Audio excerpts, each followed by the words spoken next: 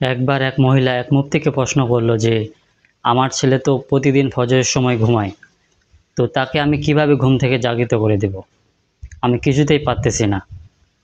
তো মুফতি সাহেব জবাব দিল যে আপনার ছেলে যেহেতু ঘুমায়, তো আপনার ঘরে যদি আগুন লাগে তাহলে আপনি কি করবেন? তো মহিলাটি জবাব দিল যে আমার ঘরে যদি আগুন লাগে তাহলে আমার সন্তানাদি, আমার যে ঘরে সম্পদ রয়েছে সেগুলোকে আমি বাইরে নিয়ে আসার চেষ্টা করব, যেভাবেই হোক এগুলোকে আমি বাঁচানোর চেষ্টা করব।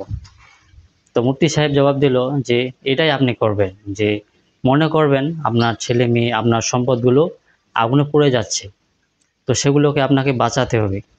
সেগুলোকে বাঁচানোর জন্য আপনাকে যা যা করা দরকার আপনাকে তাই করতে হবে। তো মহিলাটি বলল, এরকম পরামর্শ আমি কখনোই শুনি নাই, তো আপনি আমাকে এরকম পরামর্শ দিলেন, আমি অবশ্যই আমাদের পরিবারকে আমি বাঁচানোর চেষ্টা করব আল্লাহর গজব আযাব থেকে।